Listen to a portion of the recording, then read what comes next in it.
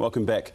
One News this week revealed alarming details of migrant workers being exploited by employers paying wages under the legal limit. Many keep quiet for fear of losing their jobs or visas, so what kind of protection can vulnerable employees expect? Joining me now is Dennis Maga from FIRST Union. Welcome to the show, first of all. Who at the moment is here to help these people? Well, basically, for a long time, others spoke on our behalf. This time, we speak for ourselves, and this is the union network of migrants established by FIRST Union. So basically, we developed migrant activists in our union to help their community members. We've been approached by migrant workers that they said that they've been exploited by the employers, and what can we actually do for them? So we use a pragmatic approach. Basically, we contact employers that, hey, you actually breached the labor minimum standard. So can we have a discussion about this? So normally we reach a settlement in a pragmatic way, confidentially, and there are pathways actually with good settlement. Do employees actually respond well to you when you approach them and you say, hey, excuse me, you're actually paying $7 an hour and would like to have a talk to you about it? Well, fortunately they do, because they fear that we might end up in employment court. So for them, if ever we use a pragmatic approach, they would love actually to sit down with us and have a discussion about it. And our members are actually comfortable with that, rather than ringing up Department of Labor, and then they fear that if ever I do that, would I actually still get my work visa after this? Because my employer might actually say that, hey, I'm just going to withdraw your work visa because of what you've done. So what we're doing right now is simply pragmatic approach, contact the employer, let's have a meeting, we can go to your office, and unfortunately, actually, we've been that for the past 3 years.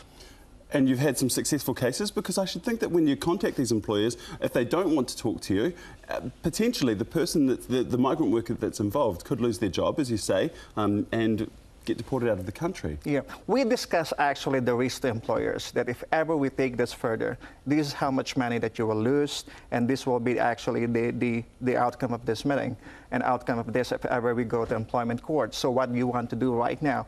So basically, once they actually seek for legal advice, they find it that, hey, let's just have a mediation, let's sort out the problem, and that's it.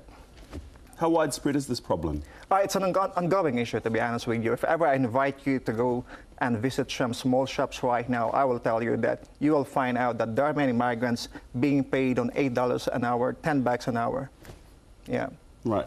Tell me about what's happening tomorrow. You guys are having a meeting. You're conducting a meeting, especially for migrant workers, or is it just to raise awareness? What is the purpose of the meeting? One is actually to raise awareness, and we'd like to involve the stakeholders actually in this country to be involved in that debate and discussion about what is a fair deal for migrant workers in global economy and how we can actually support them. For us as trade union, this is actually the way we respond to that.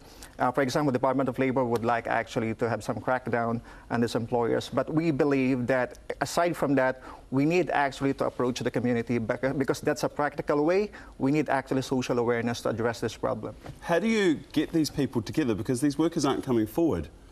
Well, that's our advantage, because they don't look at us as part of the authority. They look at us as that, hey, you're a migrant, you're brown, and we can actually speak to you and can we discuss about our problem. But if ever they go to authority, then that is their predicament that, oh, maybe I would actually lose my work visa if ever I talk to this person. So because they have that kind of perception, and in our approach, we can actually easily address that hey, we are with you, we are like you, we've been here before, and would like to actually help you out.